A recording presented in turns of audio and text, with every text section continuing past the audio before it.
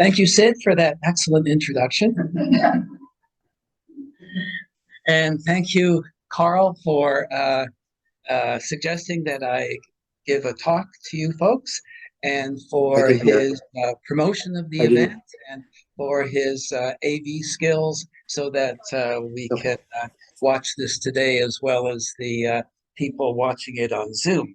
And to Kathy and Ginny for the details of today's lunch. And thank you to all the people that are watching this event on Zoom today. Now, in a nutshell, here are the dates to keep in mind. And Ernest Oscar Brody was born in 1924. He began his glass company in 1958, E.O. Brody and Company. In 1971, he was bought out by Lancaster Colony Corporation and he didn't stop there, but he was in charge of one of Lancaster's glass plants, which was Indiana Glass in Oklahoma. And that was where E.O. Brody glass was made. He retired in 1988, and his company continued, though, and was bought out in 2007 by Anchor Hocking. And today you still find recent pieces of his designs, and no longer made by Anchor Hocking, but made in China, or maybe they are made for Anchor Hocking in China, I don't know. And so they have made in China stickers on the bottom. They aren't as crisp designs as his early pieces were. So I guess they're using either worn out molds or creating molds from pieces of glass and producing them again. I have no idea. But you'll see some of that variation on the pieces that we brought in the back corner that you can look at afterwards. So I'd like to tell you the story of E.O. Brody glass, not as you might read in some future book about the topic or on articles on the internet, but rather as a very personal story on how I came across it and the discoveries that I made along the way.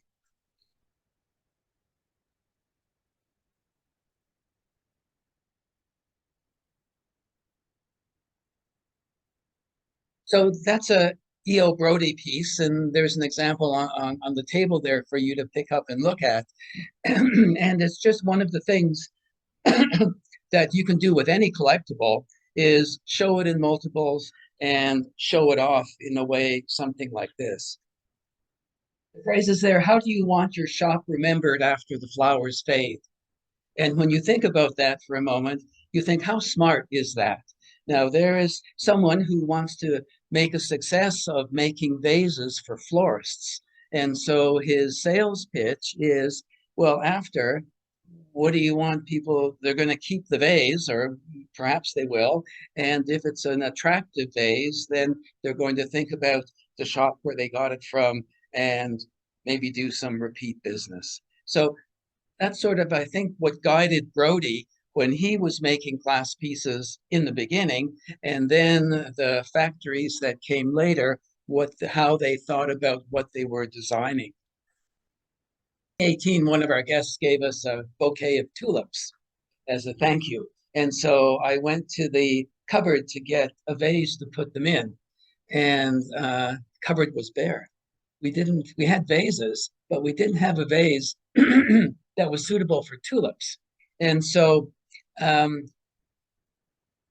knew what it should look like. Of course, it should be able to hold water and have sides to it, but it couldn't be straight-sided. It had to flare out at the top, and it had to have a large reservoir for water, because tulips and certain other flowers drink a lot of water. So I knew what I was after, and I thought, well, where could I get such a thing? So I thought, well, it was probably a good chance at the thrift store. And so we went to Value Village, and I found that vase. And it had all the requirements that I thought the vase for tulips and other similar flowers should have.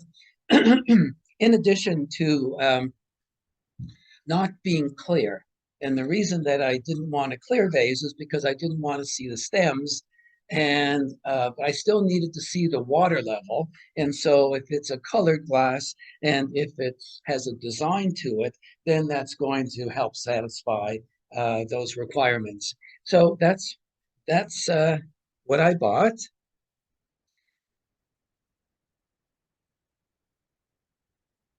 And that's what it looked like. So do you agree that that's a good choice?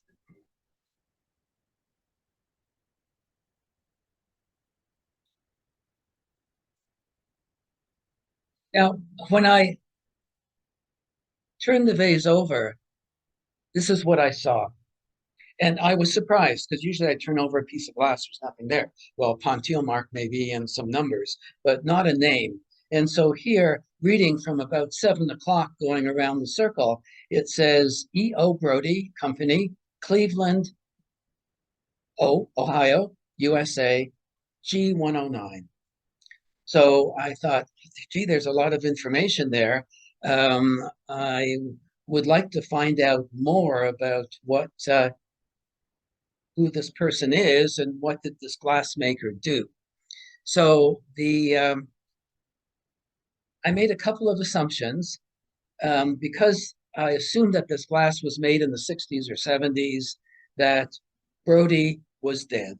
So first assumption. Second assumption is that I'm hoping he lived in Cleveland, Ohio, because it says there, Cleveland, Ohio.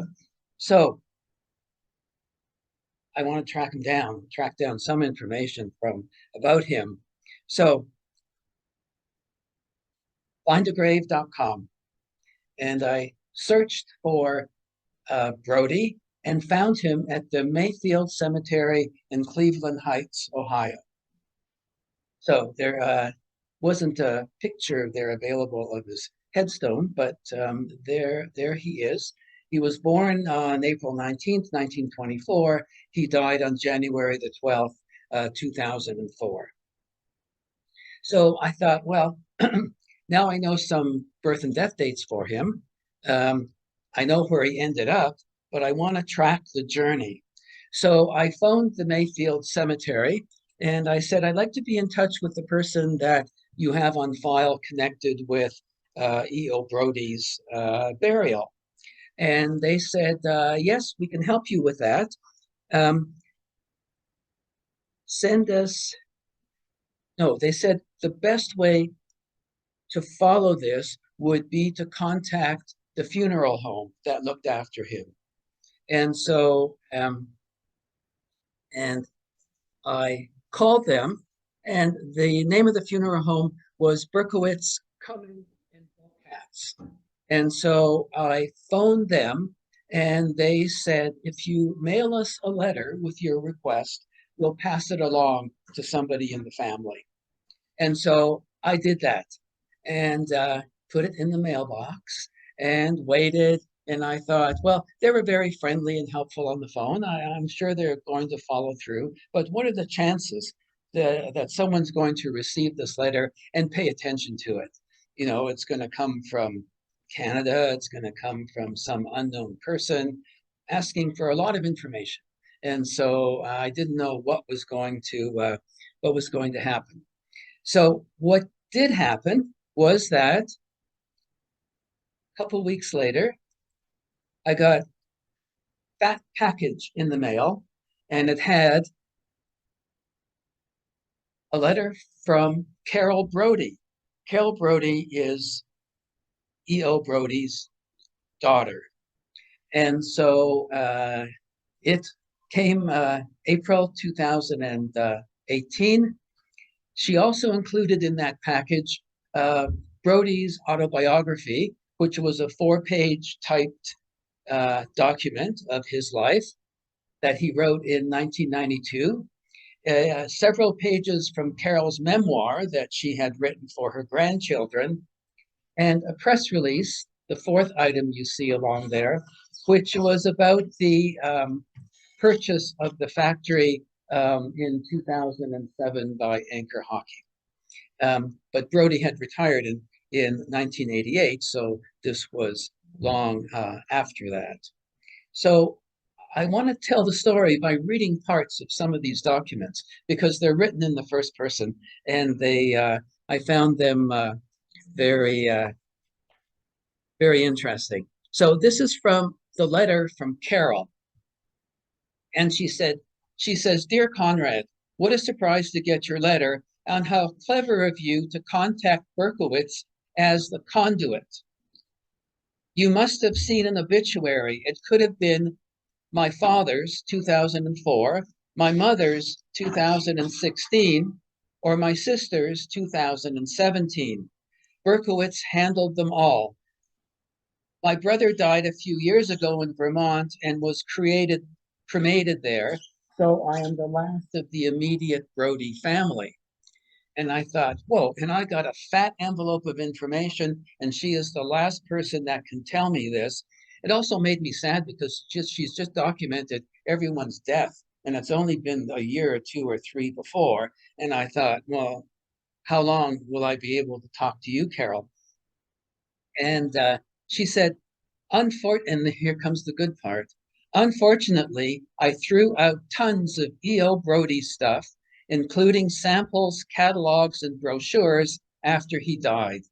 So that was in 2004. Just recently, I found a piece that my father wrote about his history in the business, and I am enclosing a copy. Because it mentions his granddaughter's age, I can tell you it was written in 1992. It seems to be a puff piece of some sort. Puff piece. So keep that in mind. And some of the facts are clearly wrong. So I'm thinking, here I have a document written by the person that I'm researching, and his daughter is telling me that there are parts that are incorrect. So a good lesson in when you're doing any sort of research, it's good to have two or three or four other ways of documenting the same bit of information, or else you're just going to be passing along incorrect stuff.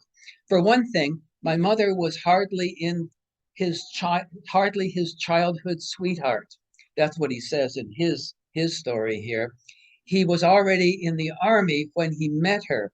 The other point I need to make is that the piece makes it sound like he jumped directly from National Pottery, we'll talk about that in a moment, and the E.O. Brody Company. Not true. There were a number of years in between where he had other jobs, not in the floral industry. He had also tried to strike out a couple of times on his own. He definitely had an entrepreneurial spirit. So I thought, oh, this is good. I'm going to get lots of information, lots of dirt from Carol, so that I can understand what's happening here.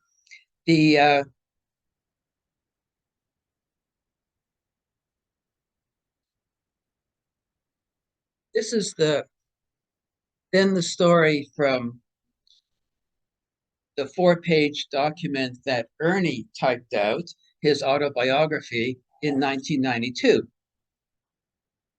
The year 1931. So he's born in 1924. The year 1931, the very depth of the Great Depression, Ernest Brody, the youngest of 7 children, was left with a widowed mother.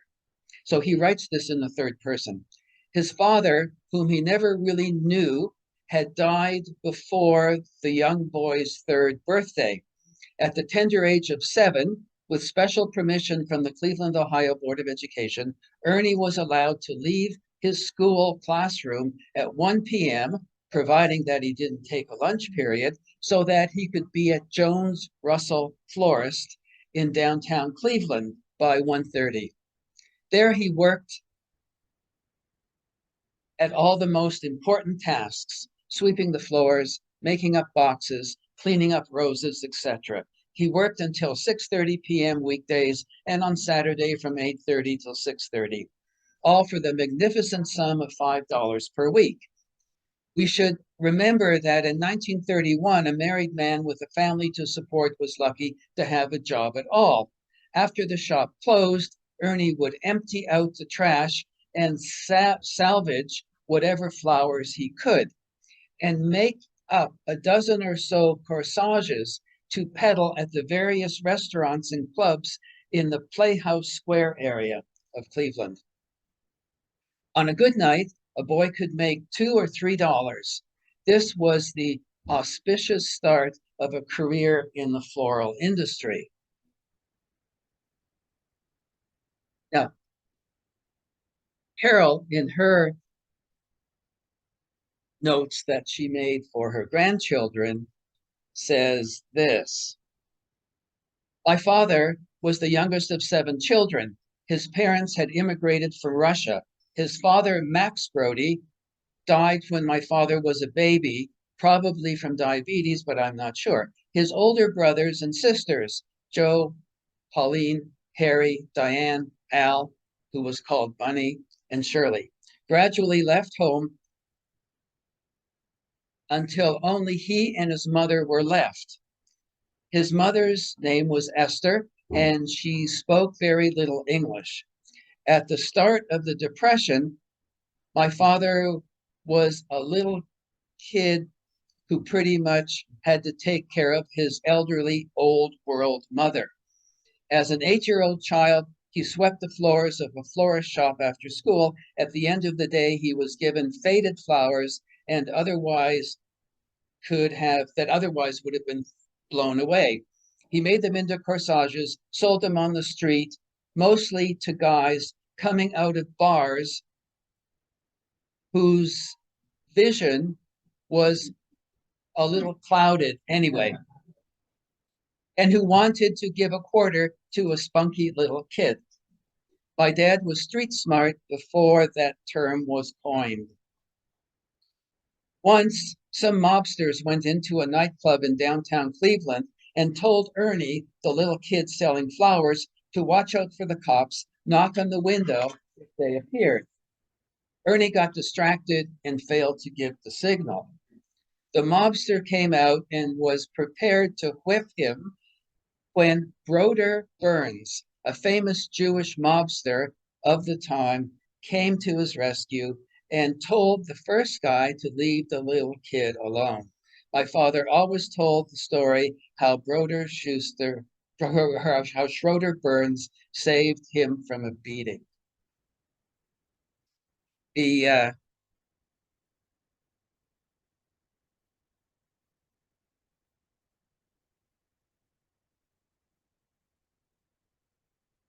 1942, Ernest joins the Army Air Corps, and he trains to be a paratrooper. He was anxious to join the war and serve his country, and he was interested in parachutes. So you can see you can't really see, but the book in the bottom left-hand corner of that photograph says basic mathematics. So he's got some start here. Of course, they piled up all these books for the photograph. It's a little obvious that they're doing that. And he's got the empty bottle of Coke. So he's been at this for a while, and he's lit another cigarette, and someone has taken his picture.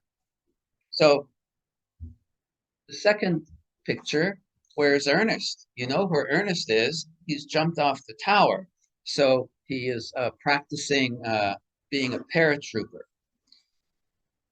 Now, one of the defining, and this is from Carol's notes, one of the defining moments in his life came when a demonstration jump was planned for the benefit of some visiting brass. The weather was very bad, and everyone knew for the safety of the men, the demonstration should be canceled. It wasn't, and my father jumped. He crushed vertebrae that resulted in a botched back surgery at the Veterans Hospital and a lifetime of pain. After that, my father signed up for flight school in order to become a pilot. He was sent to Pennsylvania, and though he found the coursework going tough, he made it through the course and was certified to fly. Just as the class graduated, the war in Europe ended, and much to his chagrin, he never got to fly in combat.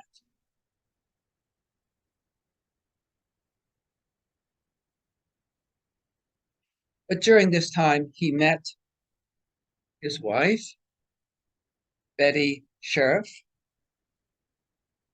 and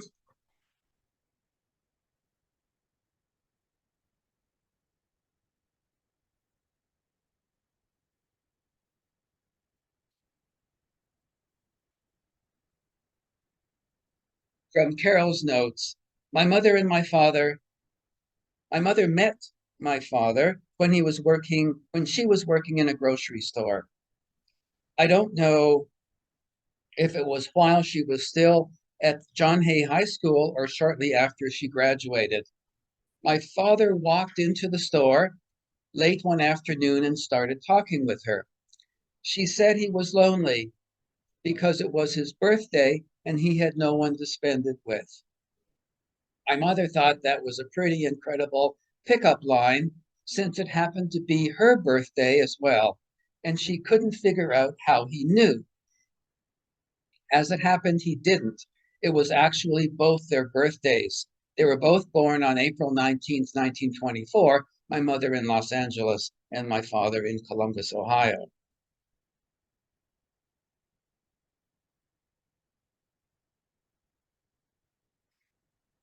This is a small collection, representative collection of Brody glass, so you can see what kind of shapes he is designing and marketing. So I've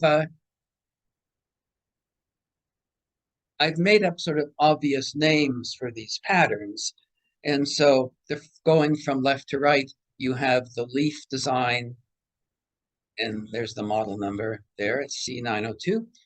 Crinkle design, which is the one you've seen already. The hobnail milk glass vase. Next, the green acanthus vase, and this one, which I call wheat, because it shows stems of wheat.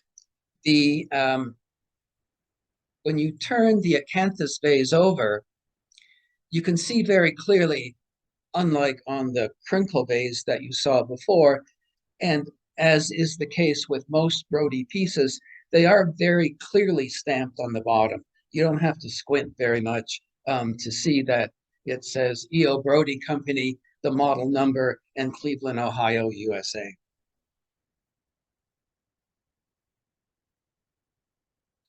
This is my favorite piece, and whenever I see examples of it, I usually buy it, and so I have quite a few examples of the wheat pattern.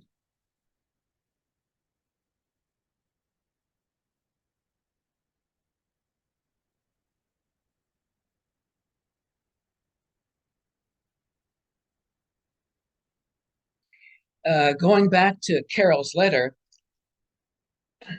I'm sure you're far more interested in the glassware he produced than his personal history.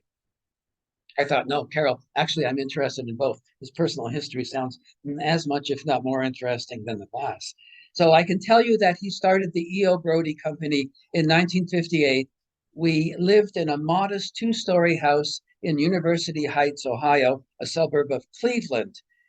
His initial line consisted of 4 or 5 pieces that he designed himself.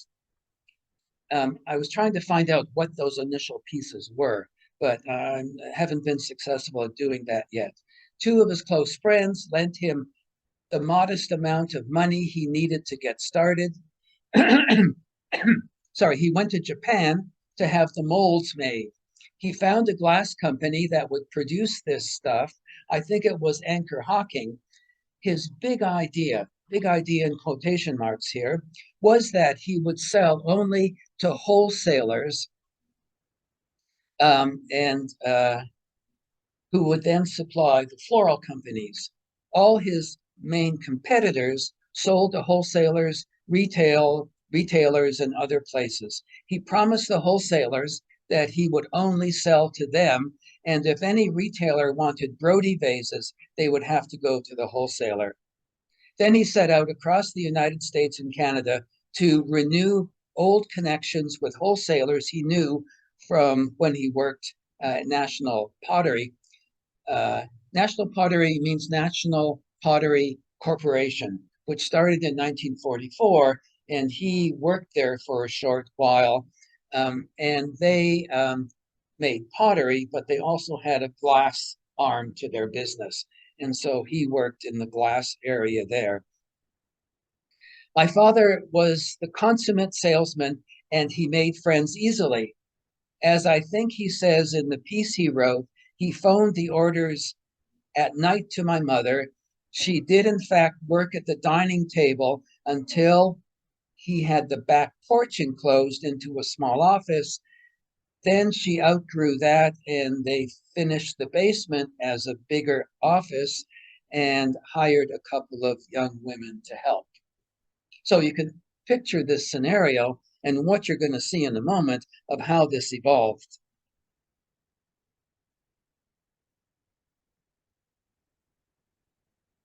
This is a sampling of all the colors as far as I've been able to determine that Brody glass comes in. From left to right, you've got emerald, then smoke, then clear, then milk glass, then a clear glass that they lacquered in red. They did an olive green and a middle of the range green. So that's all the colors that they made. So those are the vases. They also did a lot of stem vases. And so here you can see a variety of those. You see the three in the center here are all the same pattern, but they're in different colors. And then just an endless variety of other types of stem vases. And bowls to show off, to display flowers stuck in a piece of foam in the bottom. So those come in all colors as well as clear. I just put together a number of the milk glass pieces to show you.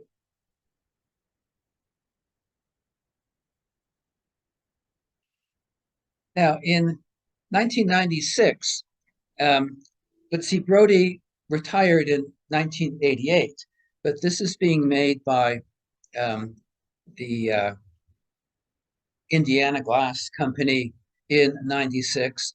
And Carol points out that she thinks that any of the designs, new designs made after 1988, were not designed by Brody. Everything before were only his designs. And so here we have designs which he probably did not design himself. And it's called the Octavia line. And Octavia, coming from octo, which means eight, these vases are eight-sided. And so in the for the public and to sell it, they called the Octavia line. In the factory, they called it the Fantastic Five.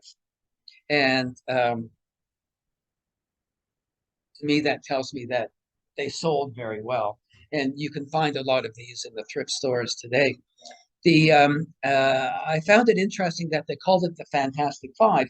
If you know the reference to that, it's the five characters in Marvel Comics who fought crime and saved all of us from terrible situations. But they weren't first published until 1998. And so I thought, how is this company calling something the Fantastic Five when the real Fantastic Five didn't exist until 2 years later?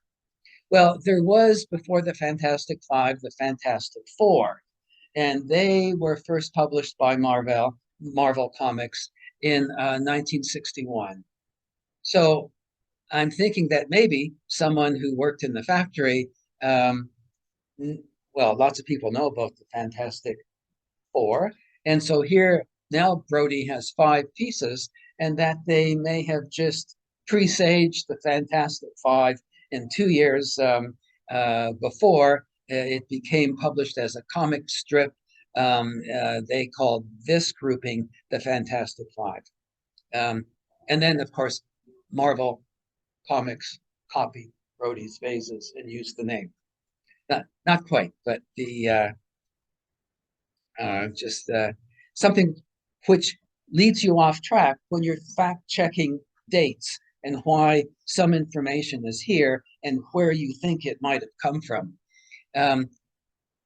Brody also, as National Pottery Corporation did, was involved in both glass and ceramics. And in Japan, he had a number of pieces made that looked like this. And they're all impressed in the bottom with the name Brody and a model number. So his company also sold these types of vases.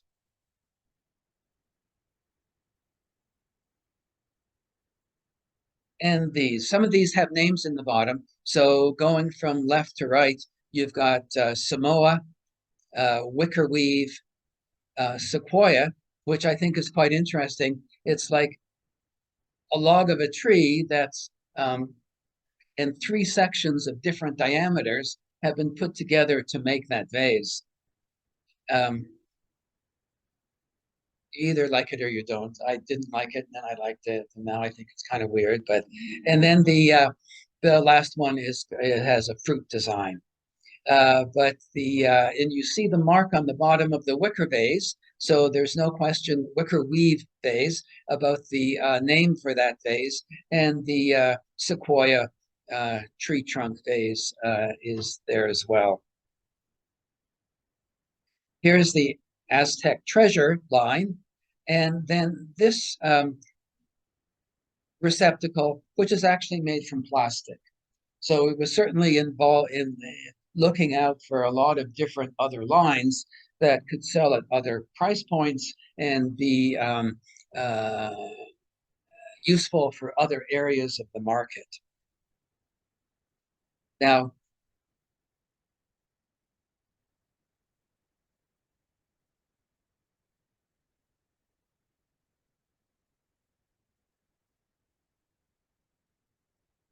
he kept adding to his, this is from Carol's letter, he kept adding to his line, he designed every piece himself. Eventually, he imported a few things from Asia, the ones we've just looked at. But all the most recognizable E.O. Brody vases were designed by him.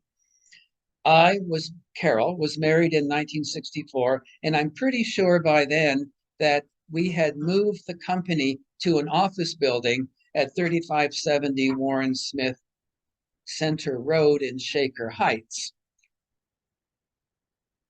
And here is that building. My father, the poor little kid who sold wilted corsages to drunks in downtown Cleveland during the Depression, was living the high life. He started buying Cadillacs, then Lincolns, then Rolls Royces. I'm sorry to say he was quite ostentatious. There he is in front of the building that they moved to after they moved out of his finished basement.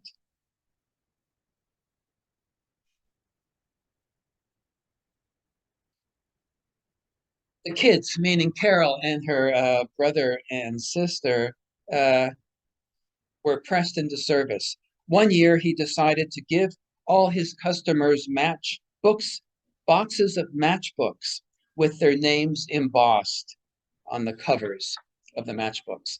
My sister and my brother and I had to put in the right letters into the embosser and then emboss about 50 matchbooks per customer.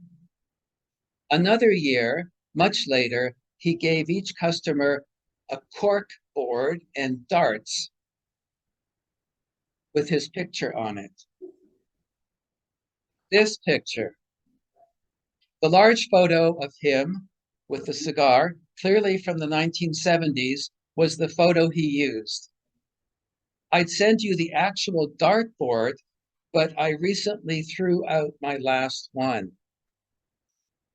Wish I would have that dartboard so I could show you that instead of this photograph. So his E.O. Brody in the distribution center we just saw behind the Rolls Royce was bought in 1971 by Lancaster Colony Glass, whose one of several glass plants was Indiana Glass, and this is the factory. It's in Sapulpa, Oklahoma, and this is where, from 1971 onwards, where Brody glass was made. Now, when I was first looking through initial information, I read that, oh, he sold his company to Lancaster Colony, and I initially thought that was the end of it.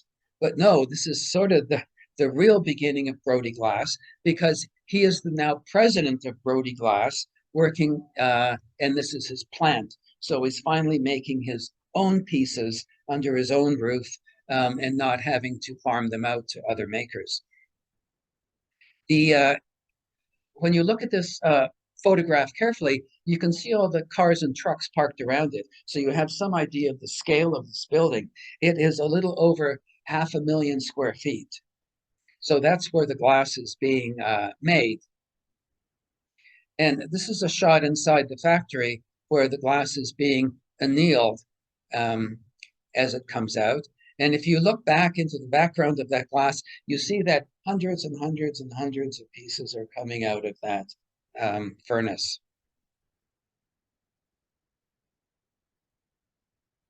And this is the distribution center for Brody Glass in Tulsa, Oklahoma. Again, it's almost 500,000 square feet.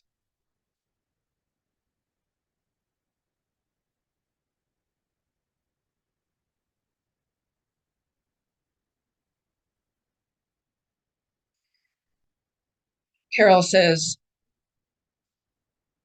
my father retired in 1988. He continued going to trade shows as long as he was able because he liked seeing his old customers. I've included a photo of him and my mother at one of these shows. So that's the photo on the right. And he is since retired, but you see a number of vases there in the background. And the other photo is November 1970. So presumably in Florida or some other warm location.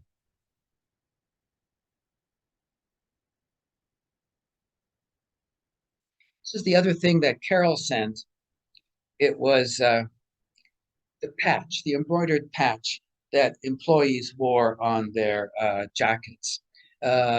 Brody designed that patch. So his initials and the rose coming up through the center. The Brody was known by his workers and in the trade by his initials EO. So when someone said EO, you would know who they were talking about. So the question is, where do we go from here? So a couple of things to discuss is that you've seen this vase before, Hobnail stem vase, and there were certainly a lot of those made, and they're easy to find. And perhaps you could do an arrangement like this, or work with any shape in multiples and create a display. This we did in front of one of the paintings we have that by Leslie Copold, which is of a view in Saint Remy, 1945. Saint Remy, maybe some of you know, is where the cemetery is, where the Trudeau Mausoleum is, so south of Montreal. So these are, one of those vases is the very first one. And then a few days later, two more appeared. I don't know where they came from, but they're there on the counter. And that was the just to warn you, if you begin something like this, and you probably all know that with your own things that you collect, is that if you start, you're going to start with one and then you're going to get more. And so Within a week or so, there were three similar vases. Then a few months later, they grew a bit more, and a few months after that, they started to pile up. So this is right. This is in the same room as the breakfast table is for our B&B guests. So they already think we're a little different to begin with, and now they see the sideboard piled with glass. So of course they're going to say, "What's this about?" And it sort of gave me an opportunity to tell a quick story about E.O. Brody. The So, and the third point was, now that we have some information about E.O. Brody, is one of the uninvestigated areas are who are his competitors.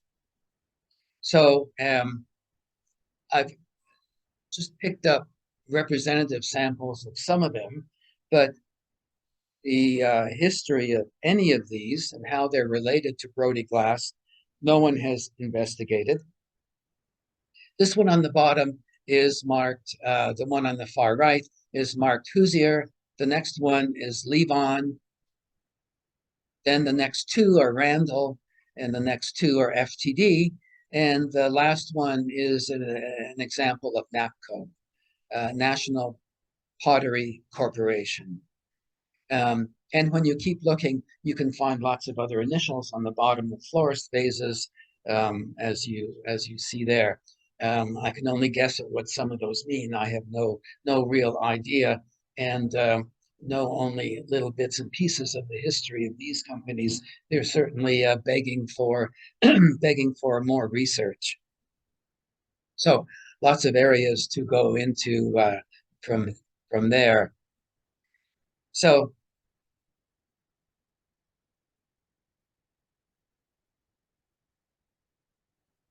this is Carol and her father. She is 19 in this picture, and he is 34. And this is 2 years before her marriage. And I thought that was quite a nice picture and gives me an opportunity to, not in person, but to thank Carol for all the information that she's provided, and to thank you for coming to listen to this today. Thank you.